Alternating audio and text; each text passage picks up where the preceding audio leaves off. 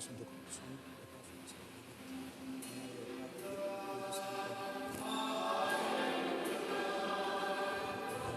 Aleluya, aleluya,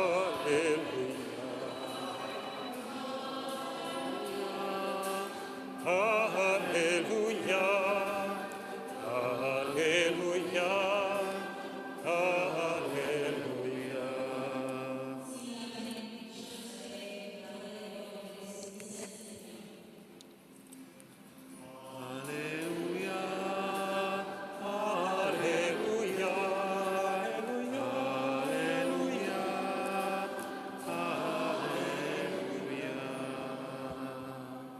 El Señor esté con ustedes. Evangelio de nuestro Señor Jesucristo según San Lucas. Gloria a ti, Señor. En una oportunidad la multitud se amontonaba alrededor de Jesús para escuchar la palabra de Dios, y él estaba de pie a la orilla del lago de Genesaret. Desde allí vio 2 barcas junto a la orilla del lago. Los pescadores habían bajado y estaban limpiando las redes. Jesús subió a una de las barcas, que era de Simón, y le pidió que se apartara un poco de la orilla. Después se sentó y enseñaba a la multitud desde la barca. Cuando terminó de hablar, dijo a Simón: «Navega mar adentro y echen las redes». Simón le respondió: «Maestro, hemos trabajado la noche entera y no hemos sacado nada, pero si tú lo dices, echaré las redes». Así lo hicieron y sacaron tal cantidad de peces que las redes estaban a punto de romperse. Entonces hicieron señas a los compañeros de la otra barca para que fueran a ayudarlos. Ellos acudieron y llenaron tanto las 2 barcas que casi se hundían. Al ver esto, Simón Pedro se echó a los pies de Jesús y le dijo: «Aléjate de mí, Señor, porque soy un pecador».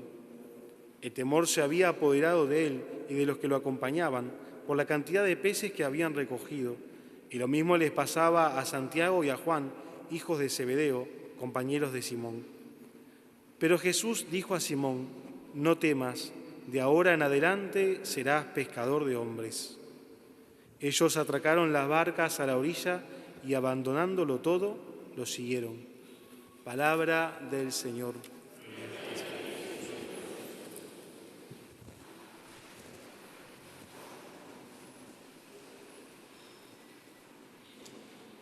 Señor, que nos reunís como familia tuya para darnos tu palabra, abrir nuestras mentes y nuestros corazones y danos la luz de tu Espíritu, para que podamos comprender el mensaje que nos das y para que nos haga portadores de esa buena noticia para nuestros hermanos. Amén.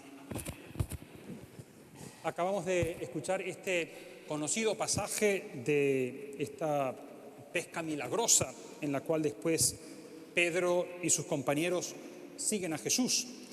Y más allá del milagro de la pesca milagrosa, el evangelista nos presenta detalles a través de los cuales va comunicando justamente el evangelio, es decir, la buena noticia. Y este pasaje está marcado por una polaridad entre la multitud. Dice: la multitud se agolpaba para ver a Jesús porque querían escuchar la palabra de Dios. Y por otro lado, un personaje singular, es decir, un personaje único, Pedro. Y en el medio de esto, la palabra de Jesús. Ve mar adentro. En primer lugar dice: la multitud se agolpaba para ver a Jesús porque querían escuchar la palabra de Dios. Es decir, la multitud reconoce en Jesús que lo que dice él es palabra de Dios. Y no es que Jesús estuviera leyendo la Biblia.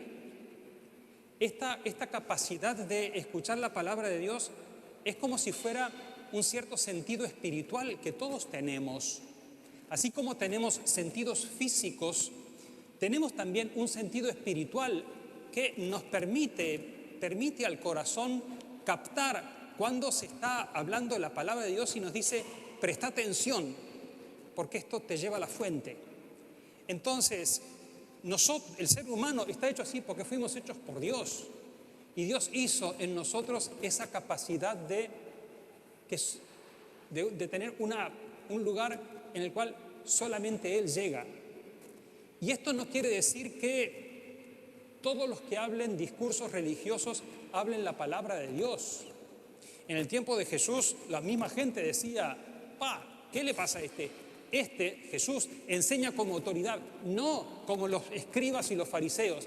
Los escribas y los fariseos eran los profesionales de Dios, pero la gente no los iba a escuchar a ellos, sino que iban a escuchar a Jesús, que era un laico. Jesús no era sacerdote, Jesús era un laico. Sin embargo, la gente percibía que Dios estaba hablando a través de él.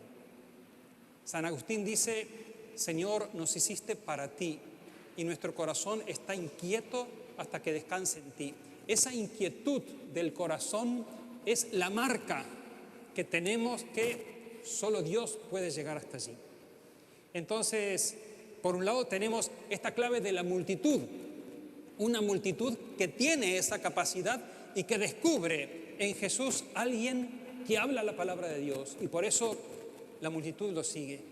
Sin embargo, si bien todos tenemos esa capacidad de escuchar y de distinguir hay un libro lindísimo de una amiga que se llama Escuchar entre las mil voces, una. Nosotros somos capaces de distinguir aquel que nos habla la palabra de Dios entre mil voces. Pero no basta tener esa capacidad y no basta la dimensión de la multitud.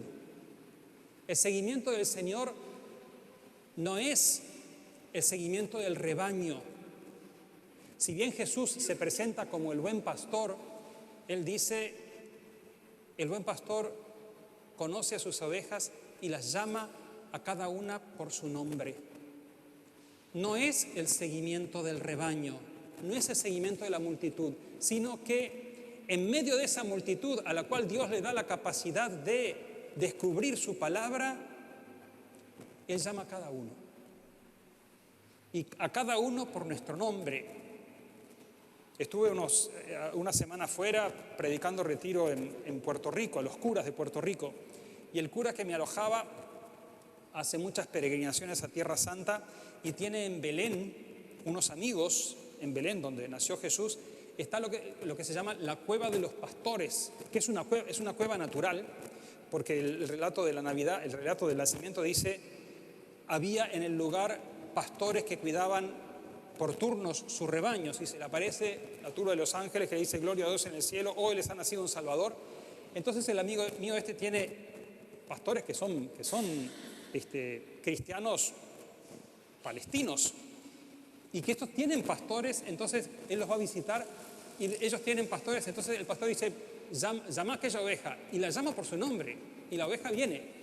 Y dice, me está engañando, no, llama a aquella, y le pone otro nombre y la otra oveja viene. Es decir, el pastor que llama a sus ovejas por su nombre era algo real, porque un pastor en aquella época podía tener, un pastor con 15 ovejas era un muy rico pastor. Entonces, no basta el seguimiento de la multitud. El Señor invita a una llamada personal, porque quiere tener esa relación tú y yo. Y para hacer esa llamada personal, dice, Jesús estaba apretujado por la multitud, vio ahí a la orilla del mar, vio unas barcas y los pescadores que habían bajado estaban lavando las redes, se sube a la barca de Simón, le pide que la saque un poco. El mar de Galilea, hay riberas del mar de Galilea que son bastante empinadas, entonces separan un poco la barca, la gente queda como si fuera un teatro, entonces era fácil de predicar allí. Y cuando termina de predicar, ¿qué le dice Jesús a Pedro? Ve mar adentro. Literalmente dice, ve a lo hondo. Naturalmente, se refiere, ve a lo hondo porque es donde se pesca. Pero le dice, anda a lo hondo. Y podemos entenderlo también que en la multitud, la palabra de alguna manera queda en la superficie. Pero no basta quedar en la superficie. Tenemos que dejar que la palabra llegue a lo hondo. Y la palabra llega a lo hondo cuando la escuchamos no como multitud, sino personalmente. Esta palabra me llega a mí. Y hay veces que Dios toca el corazón de cada uno. Y uno puede experimentar cómo el cura sabe lo que estoy viviendo para que me diga a mí. No tengo idea de lo que están viviendo. Bueno, algunos los conozco. Pero Dios toca porque Él sabe. Entonces, cuando dejamos que la palabra llegue hondo, esa palabra transforma. Y cada uno de nosotros somos invitados a ir a lo hondo, a no dejar simplemente que la palabra quede en buscar la palabra de Dios, que buscaban a Jesús porque escucharon escuchar la palabra de Dios, sino quiero más de esto. Experimenté y quiero más, quiero ir más hondo. Y Jesús le dice, vete a lo hondo y tira las redes para pescar. Respuesta de Pedro, estuvimos trabajando todo, en aquel tiempo se pescaba de noche en el lago. Entonces, estuvimos trabajando toda la noche, no pescamos nada. Yo me imagino lo que puede haber pasado también por la cabeza. Claro, nosotros sabemos cómo termina pero hay que hacer el ejercicio de leerlo como si fuera por primera vez. Olvidarse de cómo sigue. Y Pedro podía pensar, vos sos un carpintero, yo soy pescador de toda la vida, ¿no sabés que se pesca de noche? Ya pescamos todo, estoy cansadísimo, me quiero ir. Tratamos de pescar toda la noche, no pescamos nada. Pero en tu palabra echaré las redes. Y ahí vemos que cuando la palabra se llega a lo hondo, hay muchas veces que nos propone pasos que uno dice que no los entiende bien y que no son pasos que uno diga pueda dominar. Y las cosas que no podemos dominar nos preocupan un poco y nos dejan un poco ansiosos. Y uno dice, explícamelo todo y decime cuáles son los pasos, a dónde me van a llevar estos pasos, en cuánto tiempo me van a llevar, cuánto me va a costar. Y el Señor dice, tira las redes. Y no se domina eso porque es necesaria la confianza. Y es necesario decir, en tu palabra me lanzo. En tu palabra me arriesgo y me lanzo. Hay una oración lindísima, es una bendición irlandesa. Yo viví un tiempo en Buenos Aires, en el colegio de los hermanos cristianos que eran irlandeses. Había un viejito, era un exquisito el viejito que me insistía que yo tenía que aprender el gaélico. Entonces me enseñaba algunas cosas, donaire do vojolat, que es el principio de la oración que dice que Dios haga crecer el piso debajo de tus pies. Es decir, cuando uno está en un precipicio y dice, voy a dar un paso, y bueno, que Dios haga crecer el piso, el suelo debajo de tus pies. Tira las redes. Pero miro para allá abajo y digo, está hondo. En tu nombre echaré las redes. Y se arriesga Pedro.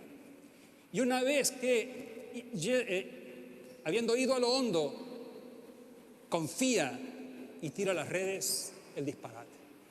Las redes casi se rompían de tantos pescados. Llaman a los otros, vengan acá, los compañeros, y casi se hundían las dos barcas de la cantidad de peces. Y ahí Pedro se postra ante Jesús, apártate de mí, porque soy un pecador. Entonces, la multitud quiere escuchar la palabra de Dios, pero solo el que se arriesga a ir a lo hondo puede escuchar la palabra que se dirige a él y ver la maravilla. Y ver la maravilla significa ver la desproporción absoluta entre nosotros y aquel que nos dirige la palabra. Porque Jesús es plenamente hombre, es totalmente hombre, Había un teólogo que decía, tan hombre, solo Dios podía ser. Pero no es solamente hombre, es Dios mismo. Y en ese signo de ese remar a lo hondo, tirar las redes, desbordan las redes, Pedro reconoce quién es el que le está hablando. Y ahí siente la distancia absoluta de aquel que se encuentra con el totalmente otro que se hace totalmente cercano. Y por eso, apártate de mí, Señor, soy un pecador. Eso es el temor reverencial.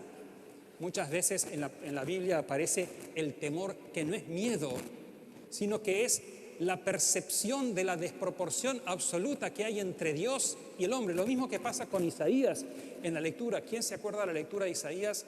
Le rebajo 50% de la próxima penitencia de la confesión que haga. ¿Quién se acuerda? Ni siquiera la que leyó. El año de la muerte del rey Osías, yo vi al Señor en el templo, sentado en un trono elevado y excelso, y sus faldas cubrían el templo. Y había serafines que gritaban uno al otro, santo, santo, santo es el Señor, Dios del universo. Y yo dije, ay de mí, que soy un hombre de labios impuros y vivo en medio de un pueblo de labios impuros, y mis ojos han visto al Señor de los ejércitos. Entonces un serafín tomó con una tenaza un ascua del altar y tocó con el ascua mis labios y dijo, tu lengua ha sido purificada. Encontrarse con el Señor es, cada uno de las narraciones del encuentro con el Señor en la Biblia son, ¡ay de mí! Y ahí el Señor interviene, toca, purifica y le dice, escuché una voz que decía, ¿a quién enviaré? ¿Y quién irá de parte nuestra? E Isaías, después que dice, soy un hombre de labios, dice, acá estoy, envíame.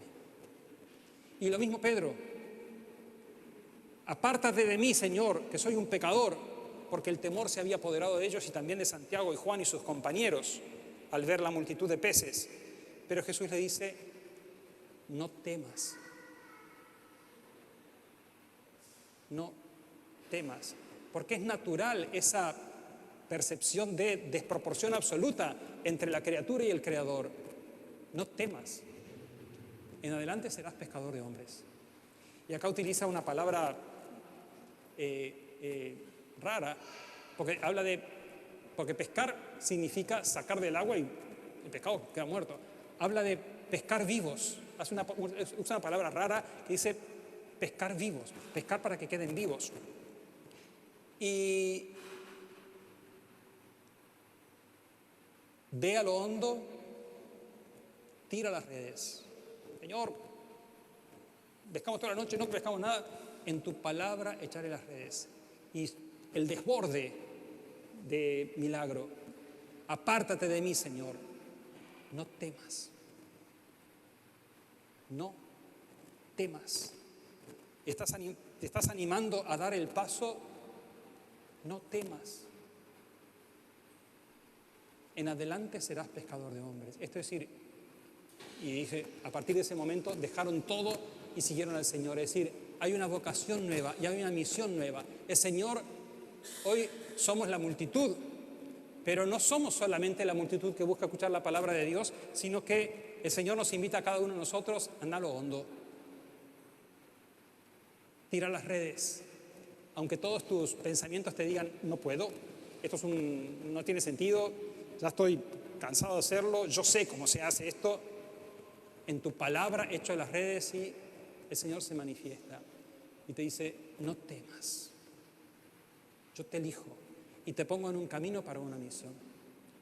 Que Señor, el mismo Señor que se apareció a Pedro, es el mismo Señor, y por eso en el altar tenemos los panes y los peces, la canasta con los panes y el pescado que significan la multiplicación de los panes. Y bueno, acá en la multiplicación de los panes el Señor estaba anticipando qué era lo que iba a hacer hoy. Hoy el mismo Señor viene y se nos da para decirnos, no temas, yo estoy contigo.